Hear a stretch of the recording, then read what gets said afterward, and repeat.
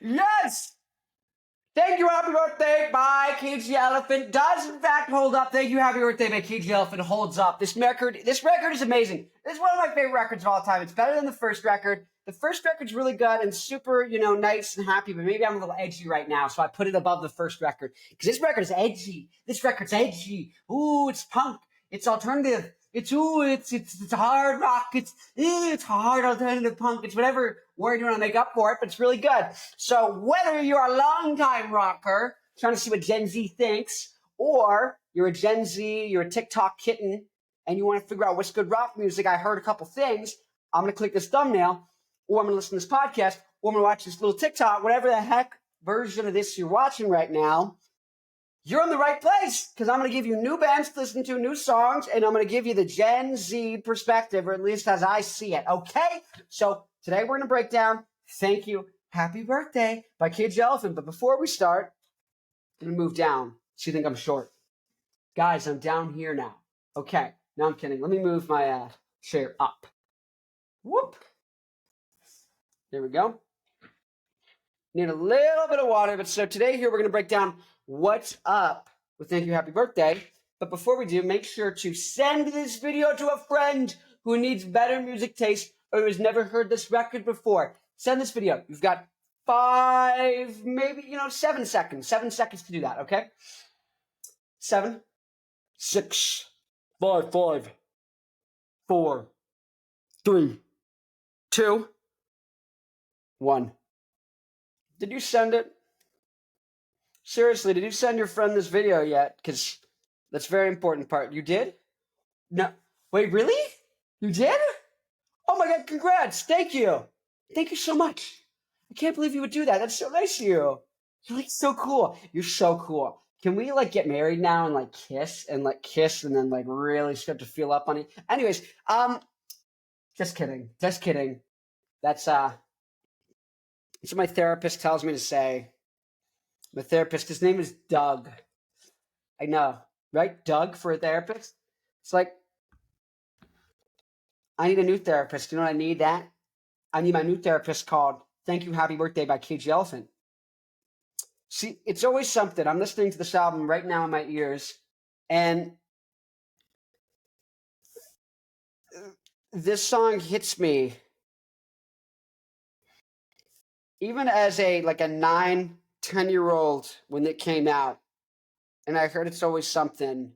I just was like, oh, this is it. This is rock. This is being in the pocket. This is being perfect. This is everything in balance. This is everything. This is real. This is how I feel. This is the emotions I have. And you're like, what? I didn't know someone could just take that out and put it out there. You're like, they took everything I had in here and they put it here, and it's exactly what's in here. You're like, oh, shoot. 3, 2, blowing my nose. 3, 2, 1. Just got to irrigate the snooter. But see, this album is a perfect mix of contrast.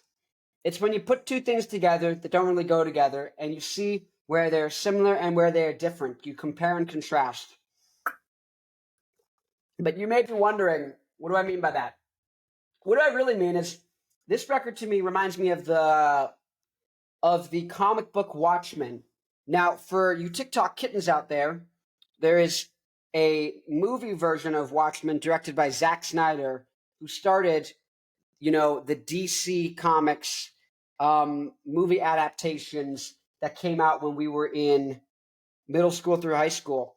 That guy made a movie of Watchmen, which was a kind of one-off comic series.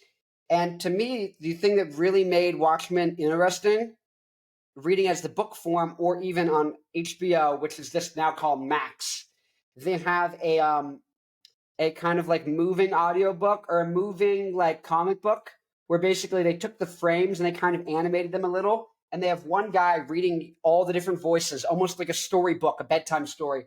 And the thing is, what is good about this, and what Zack Snyder completely almost seems to have taken out, the only thing that made Watchmen really interesting is the contrast. He just made it dark and dreary. The thing is, It's so brutally edgy and dark and sad and messed up and not even cynical, but just despondent and detached from everything in reality, and just like your mind is coming out of the brain and it's just pouring out of the socket. But then the colors are so beautiful and so pretty. But then you're seeing like a dog carcass, but like it's pretty.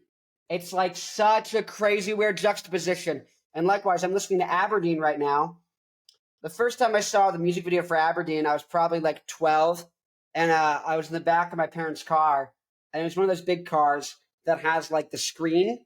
And so my dad was using Apple Music, and Apple Music, I think he downloaded the music video for Aberdeen, and so it was playing on the screen in the back of the car when I was watching it, and I was like, oh, this is cute. There's like a little dragon who lives in a cave, and he's making these little miniatures, and he likes this village. He wants to go. But then they start shooting at him. I think he steps on some people, and they think he's Godzilla, and then I think they end up killing him at the end. And they're like, yay, we killed him. And like, I was so like sad. I almost didn't even want to hear the song Aberdeen again. But it was so colorful and pretty. And then the lyrics of it, it's so brutal and mean, but unapologetic about it. And it's so defiant and just right there. It's that contrast of, it's the sensitiveness and the beauty, but just the raw aggression and just the aggressive negative emotions, right? But also just they're not even you're not even negative. They're just angsty, right? Being angry isn't negative, per se. You can be an angry person who's negative. You can also be an angry person who's positive. Like, there's things that are going to change, but I'm just angry. Angry is an emotion. You aren't angry. You can be experiencing anger. Your body's feeling anger. You feel anger. Doesn't mean you're angry, right? There's a difference. Like, my body could be like, you could say it's anxious because it's like, oh, it's got a lot of energy. It's jittery. My heart rate's kind of like up. I'm like, ready to go. But you're not anxious. Like right now, I'm listening to Indie Kids, I'm pretty certain. Yep. And I'm not anxious at all. You're like, why are you twiddling with your finger? Why are you playing with that? Why are you doing that? Is that because you're anxious? Like, no. I can be kind of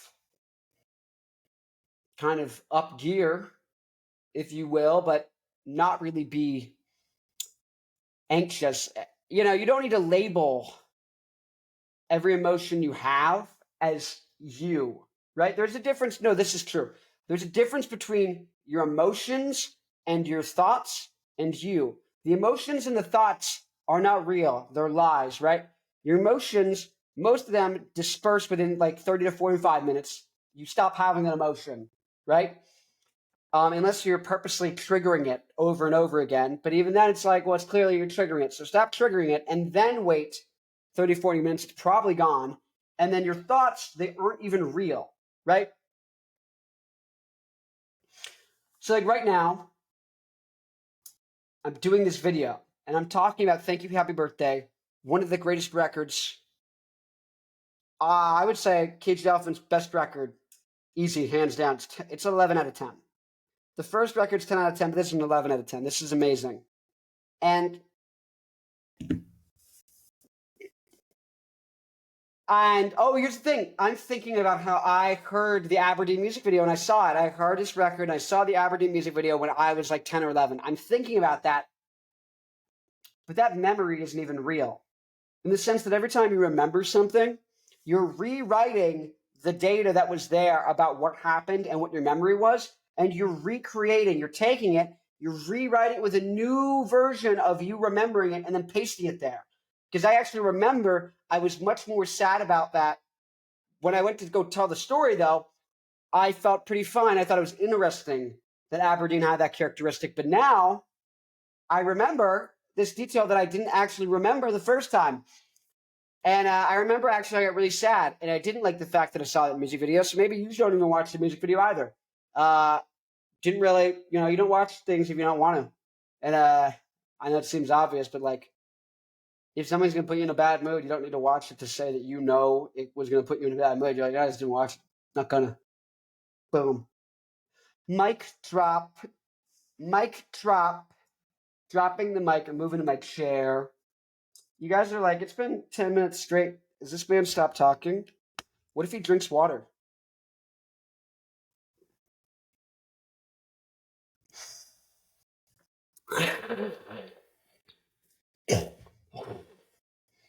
So what are boomers going to think about this record? Boomers are going to think this is like, they're either going to really like it and be like, holy cow, this is incredible. Or they're going to be like, this is like too artsy or it's too edgy. And I think Gen Z is going to say the same thing, but I think Gen Z is a little more chaotic in nature and just like a little more high tempo. And so I think if anything, Gen Z will be like, this is good. This is good. Give me more of this. Or they don't like rock, in which case, they're not going to like this record. But if you like rock, if you're a rock fan, Gen Z is going to really dig it. The boomers, your mileage may vary. Or longtime rockers, you don't need to be a boomer. Listen to a record that's newer. As I fix my hair, as I look at this and I fix my hair. Not even wearing my coat. Not even wearing my coat right now. I feel really ashamed that I'm not wearing.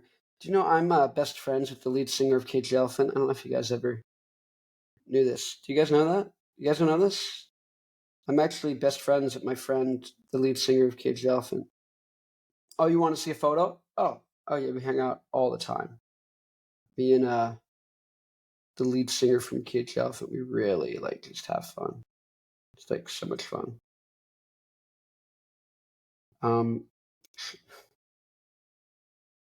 It's like a lot of fun. You wouldn't get that kind of thing. You wouldn't know about that. And man, really just trying to find this photo of me hanging out with my best friend. We're totally friends, guys. Hung out all the time. Yeah, we got a cursed camera roll. You don't want to be looking at what's in these photos right here. Are you comfortable? Are you comfortable? Do you feel uncomfortable? Do you want to feel comfortable? Guys, I don't know if I feel comfortable right now. Guys, I don't know if I feel comfortable right now. Oh my God. I'm so worried about my comfort level. What year is this? The silver cloud broken sound. 2019.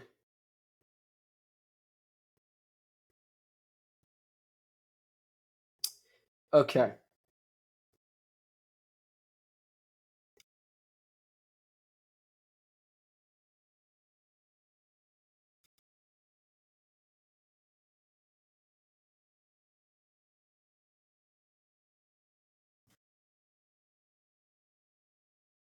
Come on, work. Video. Just focus on the photo. Focus on the photo. There you go. Me and my best friend, the lead singer of Cage the Elephant. There we are. Look at that. Look at that, Connor. Look at young Connor. Young Connor. Guys, I'm only 21. For some reason, I feel like I'm 18,000 years old. Maybe because I feel my brain runs fast. I feel things, I'm very emotional, but I'm very sensitive to emotions, which I think is a common trait in people who are artists. And I think that's kind of thing that lets you have that gauge of, what's good, what's bad, and have a real voice as an artist. Because there's one muscle, which is creativity, but the second muscle is having a voice, right? And so creativity is when you come up with lots of different ideas. You think divergently. You don't just think like A and B get me to one place and they both converge. No, you think, well, I could do this or this or this or this or this or this or this or this, which is really good for coming up with ideas. But then you've also got to turn around and have a voice as an artist, which means you have to come in like you're going to a bush with a giant hatchet. And what you got to do is you got to chop down the hedges. You got to take it. I don't even know if a hatchet's the right thing, but you're taking something, you're chopping it down, and you're having to, almost make a sculpture. So it's like the first part is like creating a giant block of ideas, and then it's slowly chiseling away is the voice. And that's where you become Michelangelo, whoever did sculptures. He didn't do sculptures. I don't know. Maybe he did. I don't know. You don't know. You know what? These guys have been dead. No one even knows. Someone could have lied. Michelangelo's probably a different guy. There could have been another guy named Michelangelo, and we just confused both of them. They could have been born on the same day, in the same place. Highly unlikely, but could have happened. Literally non-infinitesimal probability. So screw you. Have you heard the B-sides? I haven't heard the B-sides of this record. I don't need to. This record's amazing. It gets weirdly sensitive. So back to this point about Watchmen. Really, it's the contrast between these two things. And for me, I feel like it's this sensitive, artsy kind of like crawl up into a ball, but also this like this fury, this punk energy. And so I think you take like artsy people, art school kind of kids, which is kind of how I see looking at the music videos from the first album. I kind of see Cage Elephant as like kind of these artsy people who would go to like art school in New York and be just super like, oh yeah, and come up with stuff. But I see the juxtaposition is they have this really punk thing going on here. These really noisy guitars. These really kind of like,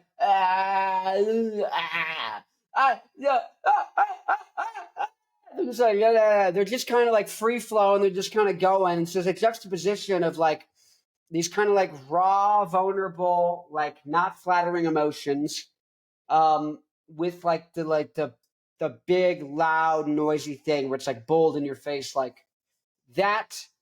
And it's also like it's oddly major while being minor. It's oddly like sad, but like darkly beautiful, right? And like I think it's a thread in the best rock records is they combine like intense like anger and like frustration, but also we are so back.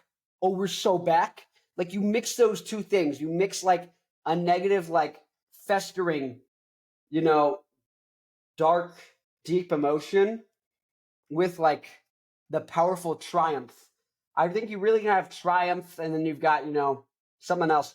But Watchmen was really good because it was so dark and bleak and brutal and unforgiving, but so beautiful. And it made you so happy and so inspired. And it really like gave me an appreciation for like life and light and art and color. But the first line of the book is like, dog carcass today. This city screams like an abattoir full of retarded children. For reference, an abattoir is a slaughterhouse for cattle. So he's basically saying that, look, there's a dead dog on the ground. And there's this beautiful bright colors. It's like dead dog, split open at the belly, super like fucked up. But then he's like, the city screams. He's like, New York, you look at the beautiful sounds of New York. Oh, you're hearing the people, you're hearing the buildings, you're hearing commotion, you're hearing life, the sounds of the, the urban jungle, so to speak, the little monkeys. I'll let you figure who the monkeys are. Puerto Ricans, Dominicans. Anyways, I don't know. I've never been to New York. I went to once or twice. That was a joke, by the way. But if you like to cancel me, go for it. Anyways.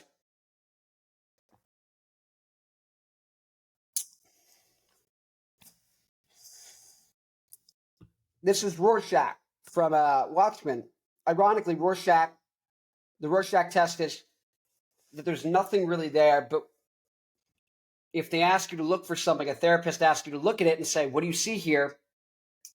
You really see back what you've got going on with you, right? And it really reflects on you. Your perception of things is really, that's really what's real. So the same way that our thoughts are lies, right? And they're not real. They're not true, right? Your thoughts aren't real things that exist. They're not actions or taking place or actions that have occurred or sequences of things that have occurred. They are just ideas, right? And so someone like me, I think a lot. Like I could have gone and said, wow, Connor, we should have prepared more for this like Cage Elephant breakdown. Like thank you, happy birthday. It's like, I think too much. Not I think, actually, I think the right amount. I think, how about that? I think.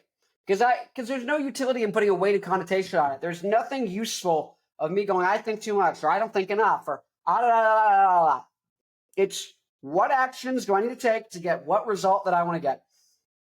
And I wanted to get into and talk about Cage the Elephant's second album, my favorite album from them, their best album objectively. And like, what do I need to do that? I don't need to think more. So I'm going to move to the next step, which is go sit down and talk about it. And that's what I'm doing right now.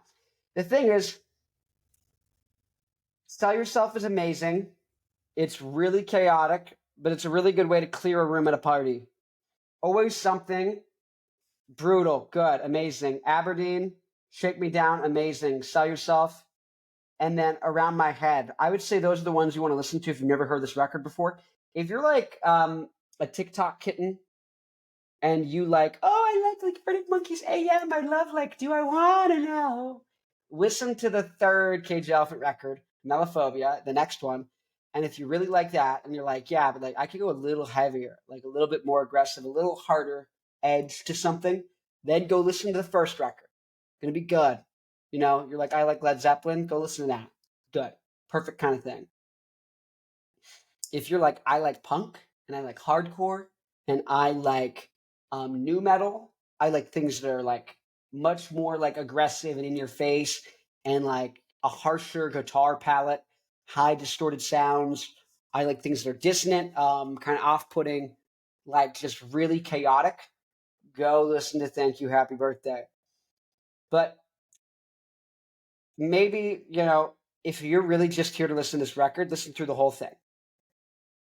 But when you get to something like Rubber Ball, like I've gotten to right now, if you're like in the gym, I'll put it this way. If you're in the gym or you're like racing a car, you want something high energy, you're going to skip Rubber Ball. You're going to skip probably, like, I don't know, you're going to skip Flow, I think. But you're going to skip some of these songs on here that are slower. If you just want like high energy, you're going to have like Sabertooth Tiger. You're going to have Sell Yourself. You're going to have You're going to have Shake Me Down. You're going to have Aberdeen. You're going to have Always Something, Indie Kids. 2024. Guys, it's 2024. We made it. The name of the song is 2024. It's the fifth song on the album. And that's the year it is currently right now. So let's see. What thoughts did I kind of open up that I want to wrap up? Oh, the whole Watchmen thing. So this album to me is like the Watchmen of music, where it's like it's beautiful and like it's a lot of things I'm familiar with and tropes and ideas you're familiar with. But it has a certain level of beauty and grace, and it's able to just defy everything and be its own thing. It's so perfect and special and like unreplicatable. Like I think I thought about covering Always Something once or Shake Me Down or Always Something.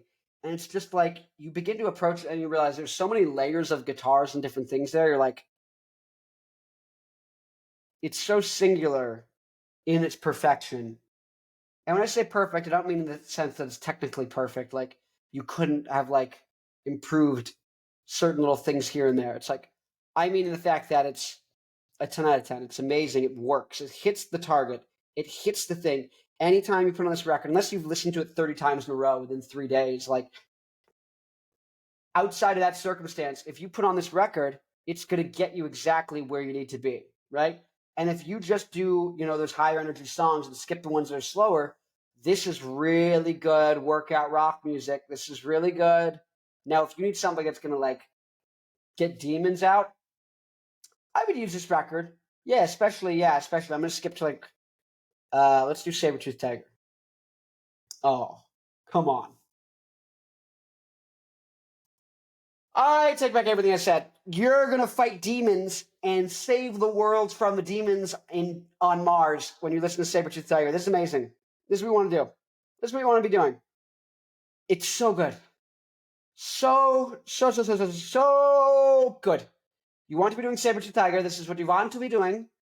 It's good. You're putting that on your workout playlist. You're going to put Indie Kids. You're going to put Sell Yourself on your workout playlist. Like, that's really good. The soft songs, the slow songs, those cut me right in the core in the same way like 505 by Arctic Monkeys does. But on your first listen, you don't need to hear them.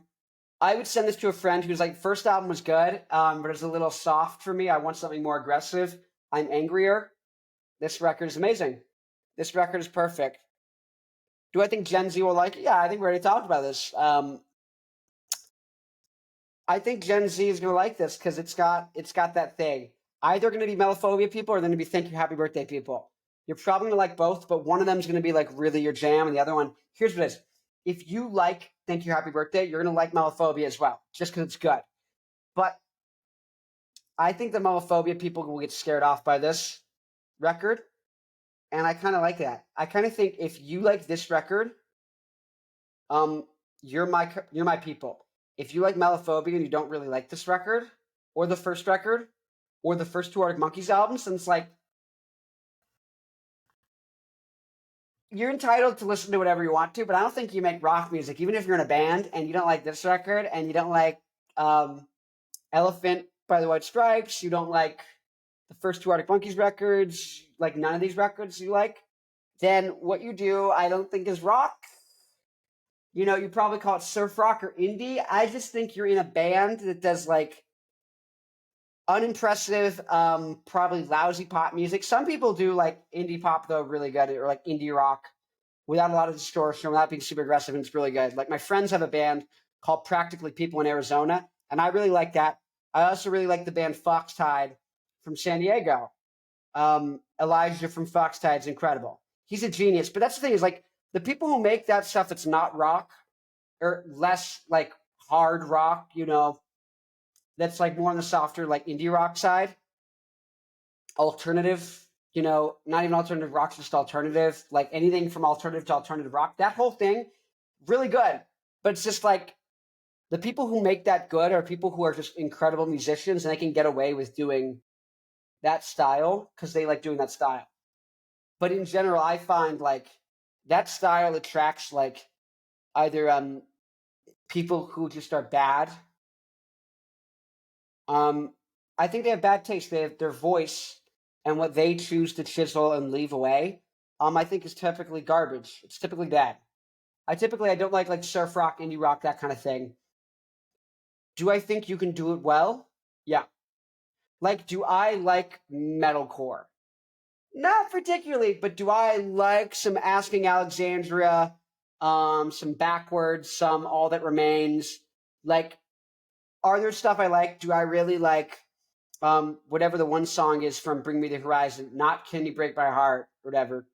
Can you feel my heart? But like Chelsea Smile, do I like some of that like heavy stuff? Yeah. Do I like In This Moment? Do I like things that are like more metalcore? Yeah. But I don't like metalcore and death metal in the sense that like most of it's pretty damn bad. Most of it's pretty bad. But there's some people that are just such good musicians they can make it work whenever, right? And so I feel like this is where Cage the Elephant said, we're gonna stop championing rock and roll and like having these super impactful albums, and we're gonna get a little more sentimental because we're successful now. We don't have anything to prove. This is my theory. I don't know what happened, but um, Melophobia is an amazing record. It's incredible. This is once again an example that these guys are so good. They're just so good that it didn't matter if they took away the distortions. They were still going to be good. You know what I mean? Like these guys are going to be good. The same way if you listen to anything like Julian Casablanca or Alex Turner or Damon Albarn from Blur, like anything these guys touch is good at a minimum. Now, is it iconic? That depends. That depends. I don't think, well, I definitely think the middle Arctic Monkey stuff is iconic. Um, I don't think it's nearly as good as the early stuff. That stuff is really the pinnacle. And likewise here, I would say though, Cage the Elephant didn't fall off. I think Arctic Monkeys fell off. Cage the Elephant still incredible, and I love Arctic Monkeys. They're like my favorite band. So whoever in the band sees this and goes, "Well, we're not talking to them," it's like, okay, fine. Like, but I'll never deny that like the first two Arctic Monkeys records are maybe my favorite records of all time. Likewise, these two records are amazing. The first two Cage the Elephant, and I would say, yeah, listen to Thank You Happy Birthday right now. I would go listen to the rock stuff. That's what I would do. Like Flow just came on. I'm going to skip Flow. Like I'm just gonna go back to Sell Yourself and pretend that that's what's on the album and not Flow. But no, Flow is good, but like I'm ready to fight in a bar. I'm ready to kill a saber-toothed tiger with my own bare hands. I'm ready to be on some Chuck Norris, Patrick Swayze in Roadhouse, Invincible kind of vibe. That's kind of what I'm into. Anyways, go listen to this record if you haven't. Send this video to a friend if you haven't done that. Really, go listen to the record and then tell your friend to go listen to the record and send this video if really, I would say go check out the next video if you like want to know, like, okay, what's up with Melophobia? Like, let's say you haven't heard this band before, and you just went and you heard my first video, and you're like, that was really good. You're like, that was an incredible album. Holy shit, this is amazing. And you went, let's check out. Let me see the video on the next one before I go. And then you heard that, and you went. After you heard this video, you went, and you listened to the record. You're like, this is amazing. You kind of told me the next record's good, but it's definitely not even close to the type of vibe that this one has. It's a completely different vibe, even though it's equally as like incredible. I don't want to go in raw, and just like decide that I don't like it. Like prep me for that. If you want preparation for the next record, so you can actually appreciate what's going on without being off-put, because there is a shifting you need to do with rock music. There's a lot of shifting you need to do with lots of kinds of music. And there's songs that like I would show the band UK to my brother. I showed the band UK, their first album, to my brother. I believe the album's like either In the Dead of Night or In the Dead of Night is one of the songs on there. It is one of the songs on there. But I showed that album to my brother, and here's the point. I showed that album to my brother, and when I caught him maybe like, a couple years ago, he was like, I don't like this. But then he got into it later on his own, and he was like, holy cow, this is amazing and good. It's because he had to swap gears. He had to be in a different headspace for it.